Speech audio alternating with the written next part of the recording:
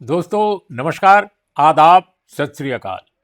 Urmilesh official के इस कार्यक्रम में आपका बहुत बहुत स्वागत है। मैं हूं उर्मिलेश। पूरी दुनिया में इस वक्त इजराइल अमेरिका के साथ मिलकर जिस तरह से ईरान के खिलाफ जंग लड़ रहा है और इस जंग से पूरी दुनिया तबाह हो रही है। आज मैं उस इजराइल की कहानी सुनाना चाहता हूं, भारत के साथ उसके रिश्ते की कहानी।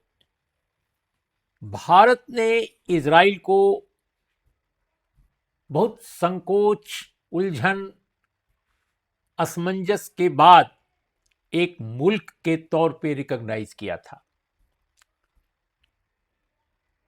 दिलचस्प बात यह है कि ये जो उलझन, असमंजस भारत का था, वो इसलिए था कि महात्मा गांधी ने बहुत पहले, जब इजराइल नहीं बना था और इजराइल बनाने की बात चल रही थी दुनिया में, तब से विरोध किया था महात्मा गांधी ने कि अरब लैंड पर इजराइल नाम के नए देश का सृजन नहीं होना चाहिए।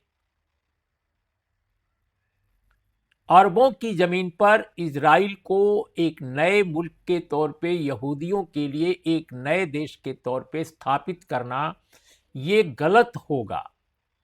ये बात महात्मा गांधी ने 1938 में कही थी पहली बार। और आपको मैं बताऊं कि 1938 में 2 बार कही थी, और बल्कि एक बार तो बहुत विस्तार से उन्होंने बोला था, एक बार बहुत संक्षेप में बोला था, लिखा था। जो उनका अखबार था हरिजन, उसमें उन्होंने टिप्पणी की थी, और वो टिप्पणी पूरी दुनिया में प्रसिद्ध हुई, अनेक भाषाओं में उसका अनुवाद हुआ, क्योंकि तब दुनिया में चल रहा था कि इजराइल को बनाया जाना चाहिए कि नहीं बनाया जाना चाहिए। जो ब्रिटिश हुकूमत थी वो इसको बनाने के पक्ष में थी, और उस वक्त ब्रिटिश हुकूमत का जो सूरज था, पूरी दुनिया में लोग कहते थे कि सूरज तो उसका डूबता ही नहीं है। एक जगह कहीं रात होती है तो दूसरी जगह सुबह रहती है, और वहां साम्राज्य रहता है ब्रिटेन का। तो वो हाल था। तो दोस्तों, महात्मा गांधी ने कहा था, बहुत संक्षेप में मैं आपको सुना रहा हूं, कि जिस तरह यूनाइटेड किंगडम यानी ब्रिटेन अंग्रेजों का है, जिस तरह फ्रांस फ्रांसीसियों का है, वैसे ही जो फिलिस्तीन है वो अरबों का है। तो फिलिस्तीन को काट करके और अरब लैंड में एक देश बसाना उचित नहीं होगा। गांधी जी इस बात पर सहमत थे कि यहूदियों के साथ जर्मनी में जो हुआ है वो वैसा अनर्थ मनुष्यता ने देखा नहीं। गहरी सहानुभूति थी उनकी यहूदियों के साथ, यहूदियों के प्रति दुराव नहीं था कि वो इजराइल बनाने के पक्ष में नहीं थे। इसके कारण दूसरे थे। उन्होंने तो यहूदियों के बारे में कहा कि वो विश्व नागरिक हों, वो पूरी दुनिया के नागरिक के तौर पे उनको रिकॉग्निशन मिले, वो जहां चाहें वहां रहें। लेकिन उनका एक देश अगर क्रिएट करेंगे आप, यहूदी जर्मनी में रहें, इंग्लैंड में रहें, फ्रांस में रहें, जर्मनी हर जगह रहें जहां जहां वो रहना चाहते हैं। और आप जानते हैं कि हालात क्या हुए। हालात ये हुए कि जब आपने एक देश बना दिया यहूदियों के लिए, तो जो कन्फ्रंटेशन वहां से उठा वो कितना कितना भयावह हुआ कि आज पूरी दुनिया तबाह है। लेकिन एक आदमी इस दुनिया में था जो 1938 से 1946 तक, 47 तक लगातार ये बात कह रहा था कि इजराइल का बनना उचित नहीं होगा। और उन्होंने फिर एक बार लिखा। पहले उन्होंने 1938 में लिखा था शुरू में, और फिर उन्होंने 26 नवंबर को भी लिखा, महात्मा गांधी ने, कि अरबों पर यहूदियों को इंपोज करना अन्याय होगा। ब्रिटिश बंदूकों की छांव में उनका अरबों की जमीन पर बसाया जाना नाइंसाफी होगी। और यहीं पर उन्होंने कहा था कि यहूदी पूरी दुनिया के नागरिक के तौर पे रहें, यहूदियों को ईसाई समाज में अछूत के तौर पर रखा गया है, उनको हर जगह रखने की इजाजत हो। और यह भी कहा कि दक्षिण अफ्रीका में मेरे अनेक मित्र जो हैं यहूदी थे, इस वजह से मैं सब कुछ जानता हूं उनके साथ जो कुछ हुआ है। तो दोस्तों, मैं यही आपको बताना चाहता हूं कि महात्मा गांधी ने अपने पूरे जीवन में इजराइल बने इसका विरोध किया था, और इसीलिए भारत की विदेश नीति और भारत की आजादी की लड़ाई लड़ने वालों की जो विदेश नीति थी आजादी से पहले, वो इजराइल के पक्ष में नहीं थी कि वो क्रिएट किया जाए, लेकिन इजराइल बना और 14 मई 1948 को एक देश के रूप में वो क्रिएट कर दिया गया। महात्मा गांधी तब नहीं थे, उनकी निशंस हत्या हो चुकी थी जनवरी महीने में, 30 जनवरी 1948 को, और 14 मई 1948 को ये देश बन गया। लेकिन आप देखिए कि इस देश को तब भी रिकॉग्निशन इंडिया ने नहीं दिया। उसको रिकॉग्निशन जो मिली जब दुनिया के 40 देशों ने दे दी, तब भारत ने उसको रिकॉग्नाइज किया। जियोपॉलिटिकल जो सिचुएशन थी और जो डिप्लोमेटिक जो प्रेशर थे बहुत सारे मुल्कों के, दोस्ताना मुल्कों के, यूनाइटेड नेशन ने भी रिकॉग्नाइज कर लिया था, उसको एंट्री दे दी थी। तब जाकर नेहरू सरकार ने 1950 में 17 सितंबर 1950 को 17 सितंबर 1950 को उसको रिकॉग्नाइज किया। हमारे देश के प्रधानमंत्री नरेंद्र मोदी जी ने एक बार बयान भी दिया था, कहीं मुझे याद आ रहा है, कि जिस दिन मेरा जन्म हुआ उसी दिन इंडिया ने इसको रिकॉग्नाइज किया था इजराइल को, और इससे इजराइल के प्रति अपनी भावनात्मक एक दोस्ती या भावनात्मक रिश्तों का इजहार किया था नरेंद्र मोदी जी ने। वो बात सही है कि 17 सितंबर 1950 को रिकॉग्नाइज किया इसको। ये रिकॉग्निशन जो थी ये इतना लेट नेहरू सरकार ने दिया, और वो भी मजबूरी में। तो एक तरह से जो महात्मा गांधी द्वारा प्रतिपादित जो एक विचार था इजराइल के बारे में, उससे भारत को पीछे हटना पड़ा। लेकिन इसके बाद भी भारत में इजराइल की जो स्थिति थी वो एक राज्य के रूप में बहुत पसंदीदा नहीं थी। इजराइल को कूटनीतिक स्तर पर भारत ने महत्व नहीं दिया जितना पैलेस्टीन को मिला, और फिलिस्तीन के नेता, फिलिस्तीन की जो जो स्ट्रक्चर वहां था, स्टेट स्ट्रक्चर, उसको हमेशा तवज्जो मिली। एक जमाने में तो यासिर अराफत भारत के सरकारी मेहमान के तौर पर आते थे, स्टेट गेस्ट के रूप में होते थे वो, और उनके लिए और फिलिस्तीन राज्य के लिए भारत लगातार यूएन में अपनी बात कहता भी था। लेकिन दोस्तों, कैसे ये सब कुछ बदल गया। आप सोच सकते हैं कि 1950 में हमने रिकॉग्नाइज किया जरूर एक देश के रूप में इजराइल को, लेकिन उसकी एम्बेसी नहीं खुली, उसके दूतावास को भारत में जगह नहीं मिली रिकॉग्निशन के बावजूद, और बहुत दबाव पड़ा अंग्रेजों का, ब्रिटेन का पड़ा, अमेरिका का पड़ा। इजराइल तो खैर दबाव डालता ही था, अन्य जो मुल्क थे दुनिया के, खासकर जो यूरोप के भी कई देशों की तरफ से काफी दबाव था। और भारत में भी कुछ पार्टियां थीं, कुछ संगठन थे जो उस समय की सरकार पर दबाव लगातार डालते रहते थे, चाहे नेहरू सरकार हो या फिर इसके बाद इंदिरा गांधी की सरकार हो, या राजीव गांधी की सरकार हो, या बीच में लाल बहादुर शास्त्री जी की सरकार हो। हर सरकारों पर उनका दबाव पड़ता रहता था। इसके पहले जनता पार्टी की सरकार हो, तमाम सरकारों पर पड़ता था। लेकिन एम्बेसी नहीं खुली भारत में। पहली बार एम्बेसी कब खुली आप जानते हैं? पहली बार खुली एम्बेसी भारत में इजराइल की 1992 में, 1992 में। तब भारत में जो सरकार थी वो पीवी नरसिंह राव की थी, जो कांग्रेस पार्टी के नेता के तौर पे सरकार चला रहे थे। प्रचंड बहुमत नहीं था, बहुमत भी नहीं था, माइनॉरिटी गवर्नमेंट एक तरह से थी, लेकिन काम चलाऊ बहुमत जुटा लिया था उन्होंने। और कांग्रेस लेड गवर्नमेंट थी, पीवी नरसिंह राव प्रधानमंत्री थे, लेकिन कांग्रेस के अंदर काफी असहजता थी, एक ग्रुप जो था उनसे दुखी भी रहता था। लेकिन उन्होंने सरकार 5 साल चलाई। कैसे चलाई दोस्तों? जो काम कांग्रेस के कोई और प्रधानमंत्री नहीं करते या नहीं कर सकते थे, उसके लिए भी नरसिंह राव तैयार हो जाते थे, और नरसिंह राव इस बात के लिए भी तैयार हुए। बहुत सारी पॉलिटिकल पार्टीज और बहुत सारे संगठनों का प्रेशर रहता था कि वो किया जाए, उसको पूरा फुल फ्लेजेड डिप्लोमेटिक स्टेटस दिया जाए, कि ये 45 वर्षों के बाद 29 जनवरी 1992 को नरसिंह राव जी की सरकार ने दिल्ली में रिकॉग्नाइज किया, जब उनको कि भाई इनके लिए एम्बेसी होनी चाहिए, तो इजराइल का दूतावास बना।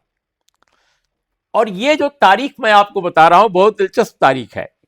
29 जनवरी 1992 को दिल्ली में इजराइल का दूतावास खुला, और 31 जनवरी को प्रधानमंत्री नरसिंह राव को अमेरिका की यात्रा में राष्ट्रपति जॉर्ज W.H. बुश से मिलना भी था। यानी 31 जनवरी को 2 दिन के बाद, 2 दिन पहले यह घटना घटी कि इजराइल का यहां दूतावास खुल गया, और 2 दिन के बाद उनको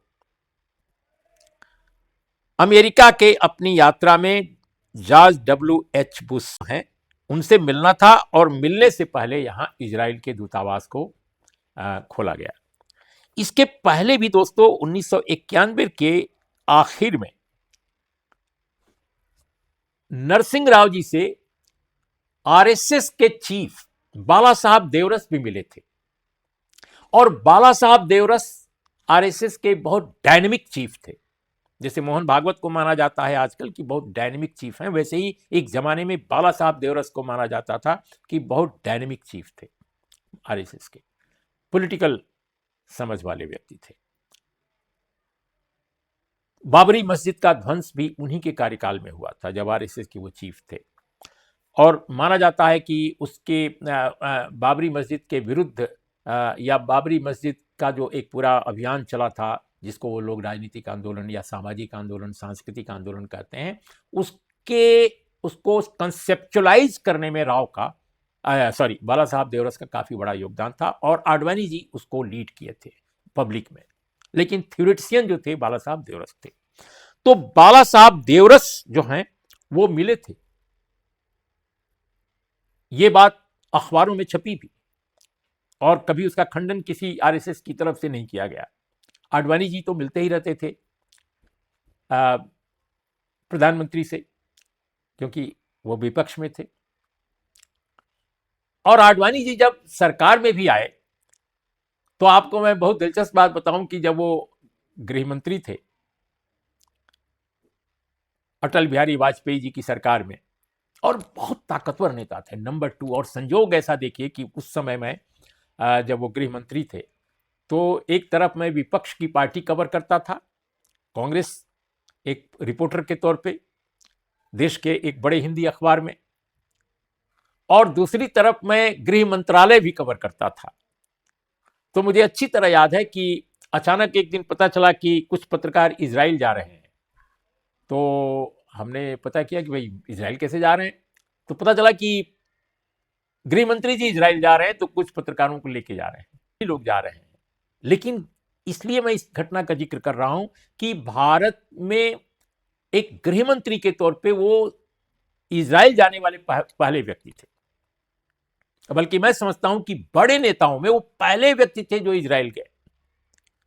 तो ऐसा नहीं है कि नरेंद्र मोदी जी बड़े नेताओं में पहले व्यक्ति थे जो वहां गए। हाँ, पीएम के तौर पे, प्रधानमंत्री के तौर पे इजराइल जाने वाले वो पहले भारतीय प्रधानमंत्री जरूर बने, जब 2017 में नरेंद्र मोदी इजराइल गए। और दूसरी बार तो अभी गए, जब ये युद्ध भड़का है उसके जस्ट कुछ घंटे पहले ही लौटे थे वहां से, फरवरी महीने के आखिर में वो गए थे और लौटे, चर्चा हुई है।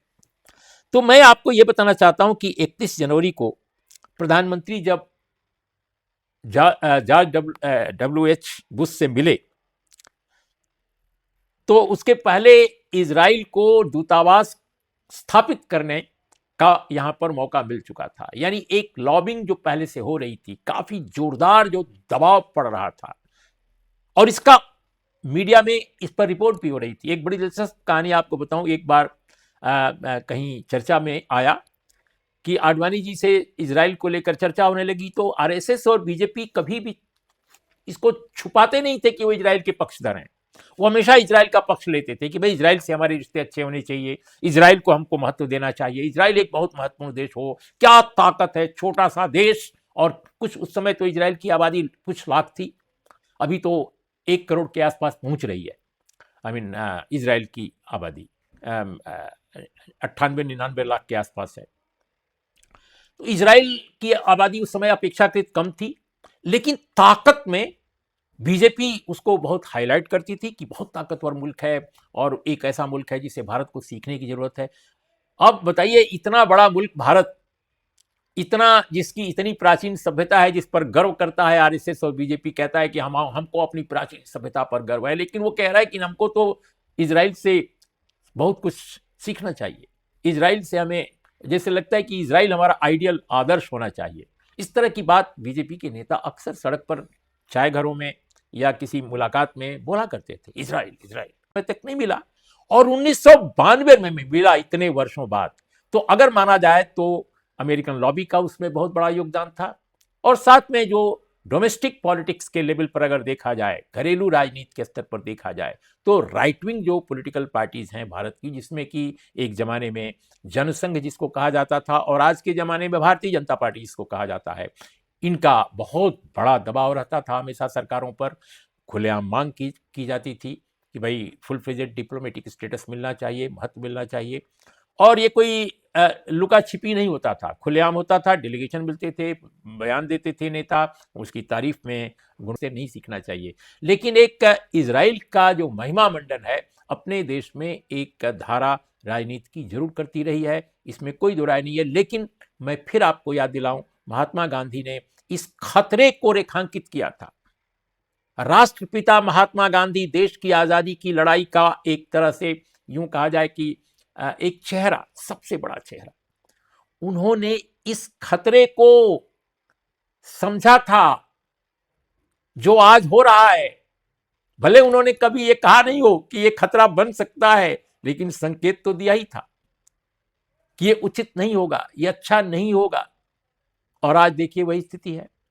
तो एक समुदाय विशेष, जो हर दुनिया में अनेक समुदाय हैं जो अलग अलग देशों में रहते हैं, हमारे यहां तो यहूदी बहुत रहते थे। एक बार मैं कोची गया, कोचिन जिसको पहले कहते थे, कोची में पता चला कि वहां यहूदी लोग बहुत रहते थे। और भी कई इलाके ऐसे हैं देश के, बॉम्बे और भी। तो मेरा यह कहना है कि महात्मा गांधी ने यहूदियों के प्रति पूरी सहानुभूति, संवेदना, समर्थन के बावजूद इजराइल नाम के राष्ट्र को क्रिएट करने का जो एक उससे जो असहमति जाहिर की थी, वो यूं ही नहीं थी। कहीं ना कहीं ऐतिहासिकता की एक बेहतरीन समझ महात्मा गांधी में थी, जियोपॉलिटिक्स के बारे में अच्छी समझ थी कि अरबों के लैंड में, अरबों के जमीन पे आप एक यहूदी राष्ट्र का निर्माण जो कर रहे हैं, वो कभी भी खतरनाक साबित हो सकता है, भयानक हो सकता है। और वो भयावता दोस्तों आज हम देख रहे हैं कि क्या स्थिति है। और यहूदी भी अगर देखा जाए तो कुछ ऐसे यहूदी हैं जो इस चिंता से ग्रस्त हैं कि आखिर ये क्या हो रहा है।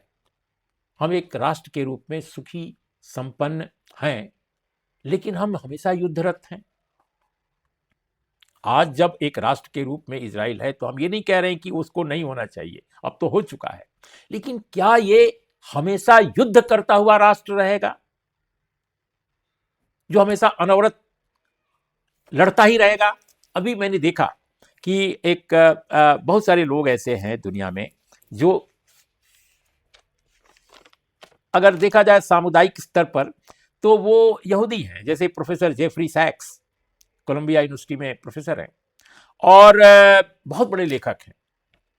इसके अलावा अन्य कई यहूदी इंटेलेक्चुअल्स जो हैं अमेरिका में रहने वाले या दूसरे और मुल्कों में रहने वाले, वे खुलेआम यहाँ तक कि जो इजराइल में रहने वाले बहुत सारे इजराइल यहूदी एक्टिविस्ट हैं, वो भी विरोध करते हैं नेतन्याहू का। परसेंटेज उनका कम जरूर है, लेकिन वो भी विरोध करते हैं कि ये युद्ध करता हुआ हमारा देश क्यों दिखाई देता है हमेशा। और दोस्तों, प्रोफेसर जेफरी सेक्स ने तो साफ साफ कहा है कि ऐसे इस तरह से युद्धरत एक देश कभी भी सुख शांति नहीं पा सकता है। ये हमेशा न सिर्फ अपने लिए बल्कि पूरी दुनिया के लिए भी कलह पैदा करने वाला साबित हो रहा है, और इसीलिए इस युद्ध का उन्होंने विरोध भी किया है। तो दोस्तों, आज मैं यही बताना चाहता था कि कैसे भारत में इजराइल को महत्व मिला, उसकी यात्रा कैसी है, हमारे साथ कूटनीतिक रिश्तों की, महात्मा गांधी के विरोध से लेकर उनके असहमत होने से लेकर कि ये राष्ट्र बने इस तरह इस नाम से और इस जगह बने, इससे वो असहमत थे, फिर वो बना, फिर रिकॉग्निशन देनी पड़ी, और फिर लंबे समय तक उसके साथ डिप्लोमेटिक रिलेशन हमारा बहुत ठोस नहीं रहा। लेकिन 1992 में नरसिंह राव जी की सरकार ने उसको फुल फ्लेजेड एक डिप्लोमेटिक स्टेटस प्रदान किया, जिसमें कि पश्चिम की लॉबी और अपने देश में आरएसएस बीजेपी का काफ़ी दबाव रहा। ये रिपोर्ट हो चुका है अखबारों में, मीडिया में उस दौर के, और ये आज असलियत सामने दिखाई दे रही है कि हमारी सरकार का, जो बीजेपी की सरकार है जिसको आरएसएस समर्थन कर रहा है, उसका इजराइल से कितना बेहतर रिश्ता साफ साफ दिखाई भी दे रहा है। आज की असलियत भी सामने आई है। तो आज इतना ही दोस्तों, नमस्कार, आदाब, सत श्री अकाल।